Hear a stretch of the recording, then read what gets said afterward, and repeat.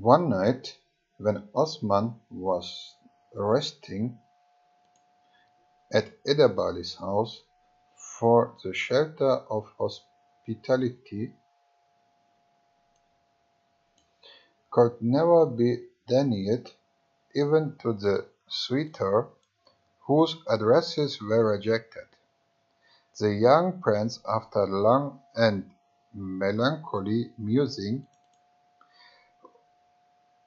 on her whom he loved, composed his soul in the patient resignation to sorrow, which, according to the Arabs, is the key of all happiness. In this mood he fell asleep, and he dreamed a dream. He saw himself and his host reposing near each other.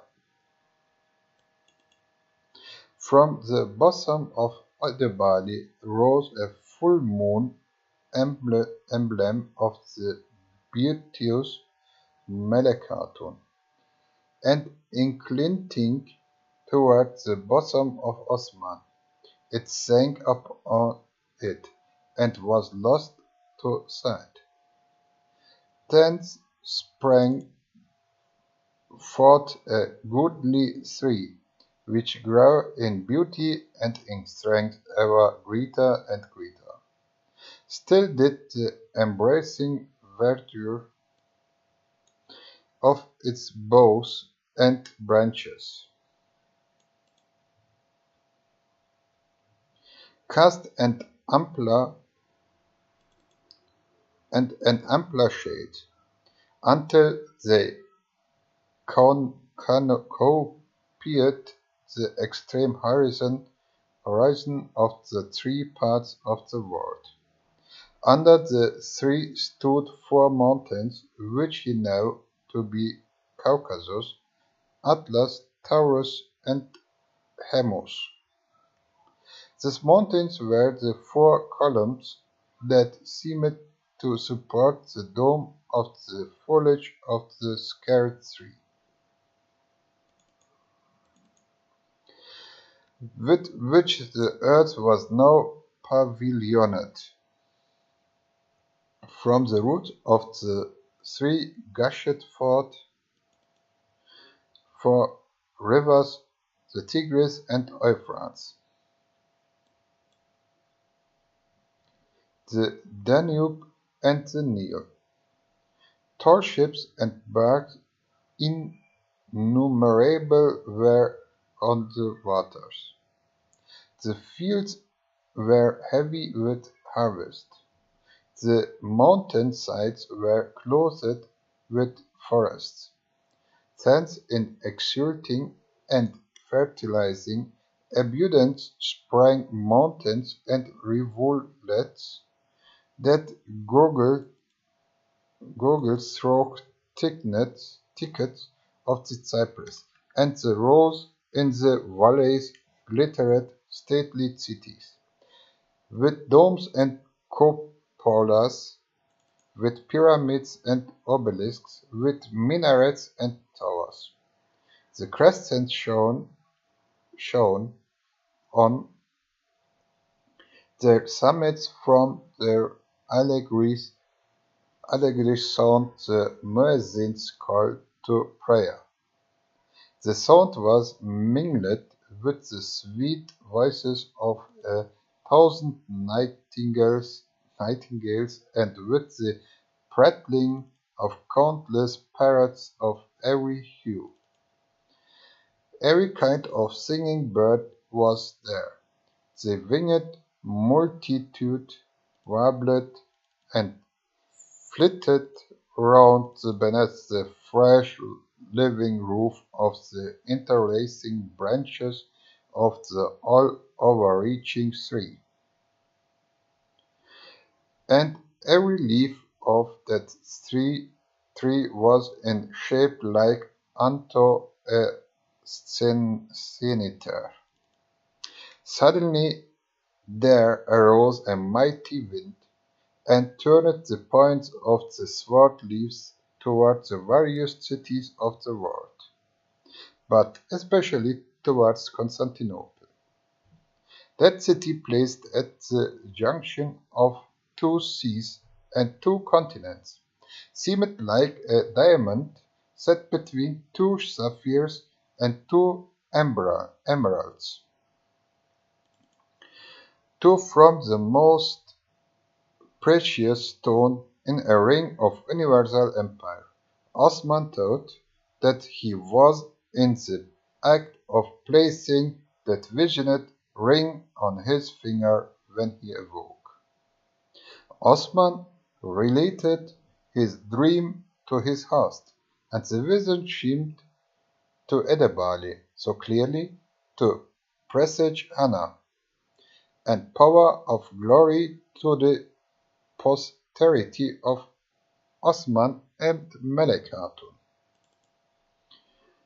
that the old Sheikh no longer opposed their union. They were married by the saintly Dervish Torot, a disciple of Edebali. Osman promised to give the officiating minister a dwelling place near a mosque and on the bank of a river. When Osman became an independent prince, he built for the dervish a convent which he endowed richly with village and land, which remained for centuries in the possession of the family of Torot. The Ottoman writers attach great importance of this dream of the founder of their empire. They dwell also the prophetic significance of his name, signifying of the resistless energy with which he and his descendants were to smite the nations of the earth. Ottoman means the bone breaker. It is also a name given to a large species of vulture, commonly called the royal. First, C. von Hammer, Volume. The author of Anadol recounts this dream and remarks on the part of the respecting Constantinople. That link Constantinople fell into the hands of Osman Bey, descendant Sultan Mohammed II, and the Turkish Empire was constituted. It is indeed an aggregation of many nations, and the prophetic allegory of the multitudes of foraging birds gathering under the Ottoman tent has been fully realized. For in a population of 35 millions, upwards of 7 are Sclavonians, 4 claim Roman origin, 2 assert their Greek descent, the Arab number nearly 5, and 3 are 2 millions and a half of Armenian, 1,500,000 Albanians, and a million of Kurds. Some of the Ottoman historians call her Kameriye, which means beautiful moon. Royal vulture, and which is in the east the emblem of sovereignty and warlike power, as the eagle is with the nations of the west. Osman is celebrated by the Oriental writers for his personal beauty and for his wondrous length and strength of arm. Like Artaxerxes Longimanus of the old dynasty of Persian kings, and like the Highland chieftain of whom Wordsworth sang, Osman could touch his knees with his hands. When he stood upright, he was unsurpassed in his skills and graceful carriage as a horseman, and the jet black color of his hair, his beard and eyebrows gained him in youth the title of Kara, that is to say, Black Osman. The epithet Kara, which we shall often find in Turkish history, is, when applied to a person, considered to imply the highest degree of manly beauty.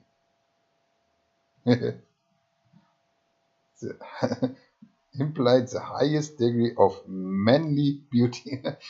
His costume was simple as that of the first warriors of Islam. Like them, he wore a turban of ample white linen and wrapped round a red center. His loose flowing kaftan was of one color and had long, open, hanging sleeves. Such in outward appearances was the successful lover of the fair Malek Hatun, whose lineal descendant still rules the Ottoman Empire. Imply the highest degree of manly beauty. Osman's conquests were soon extended beyond the limits of Sultani, partly at the expense of rival Turkish chieftains, but principally by wresting fortress after fortress and region after region from the Greek Empire. At the close of the 13th century of our era, the Ottoman headquarters of empire were advanced as far northwestward as the city of Yenişehir, within a short march of the important Greek cities in Bursa and Iznik, which were now the special objects of Turkish ambition. It would, however, be unjust to represent Osman as merely an ambitious military adventurer, or to suppose that his whole career was marked by restless rapacity and aggressive violence against the neighboring states. From 1291 Anno Domini to 1298 he was at peace, and the war that next followed was, at its commencement, a defensive one of his part, caused by the jealous aggressions of other Turkish emirs, who envied his property and who were aided by some of the Greek commandants and the vicinity. This roused into action. Osman showed that his power had been strengthened, not corrupted by repose, and he smote his enemies in every direction. The effect of his arms and winning new subjects of his sway was materially aided by the reputation which he had honorably acquired as a just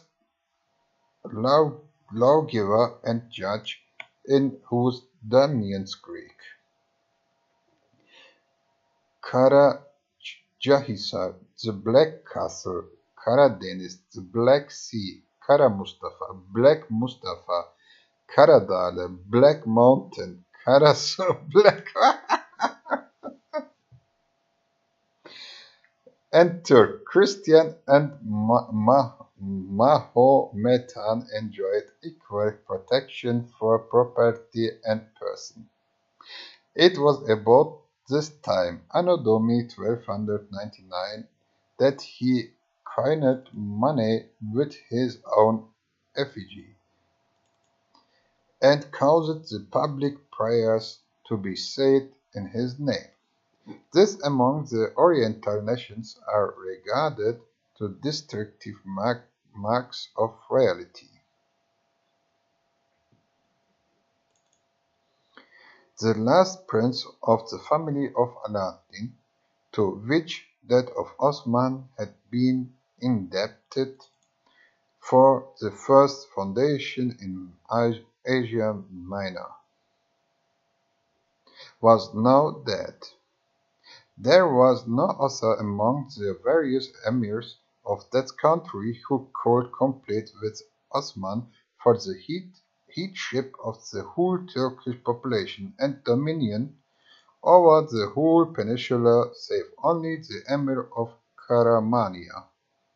A long of fierce struggle between the Ottoman and Karamanian princes for the ascendancy commenced in Osman's lifetime, and was protected during the reign of many of his successors. Osman himself had gained some advantage over his Karamanian rival, but the weak and wealthy possessions of the Byzantine Empire in the northeast of Asia Minor were more tempting marks for his ambition than the Karamanian plains. And it was over great cities and armies that the chief triumphs of the last 26 years of Ottoman life were achieved. Some of Ottoman's councillors hesitated at the entrance of the bold paths of conquest of which their chiefs trod so firmly, but Osman silenced all remonstrance and quelled all risk of dissension and mutiny by an act of prompt ferocity, which shows that the great ancestor of Ottoman sultans had, besides the traits of chivalrous and noble feelings which we have recorded, a full share of the ruthless cruelty that has been the dark characteristic of Turkish royal house. Osman's uncle, the aged Dündar, who had marched with Ertuğrul from the Euphrates 70 years before, was still alive when Osman in 1299 summoned a council of principal followers and announced to them in intention to attack the lord of the important Greek fortress of Kaprishisar. The old uncle opposed the enterprise and urged the danger of provoking by such ambitious aggrandizement all the neighboring princes, Turkish as well as Greek, to league against them for the destruction of their tribe. Enraged at the chilling caution of the grey-headed men, observing probably that others were beginning to share in it, Osman met the arrows of the tongue by the arrows of the bow. He spoke not a word in von Hammer discussed the question whether the marks of sovereignty were assumed by Osman or his son Orhan. He comes to the different conclusion from that adopted above. Rapidly, but he shot his old uncle dead up on the spot, a bloody lesson to all who should harbor thought of contraction to the fixed will of so stern a lord. The modern German historian who recounts the scene well observes that this uncle's murder marks with terror the commencement of the Ottoman dominion as the brother's murder that of Rome. Only the former rests on better historical evidence. Edris, justly esteemed by the most valuable historian of the Turks, who, at the beginning of his work, openly declares that passing over in silence all that irrepressible he will only hand down to posterity the glorious deeds of the royal race of Osman, relates among the latter of murder of Dündar, with all the circumstances detailed above. If then such murderous slaughter of their kindred, and reckoned by the panegyrics of the Osmanlis among their praiseworthy acts, what are we to think of this which cannot be praised, and of which their history is therefore silent?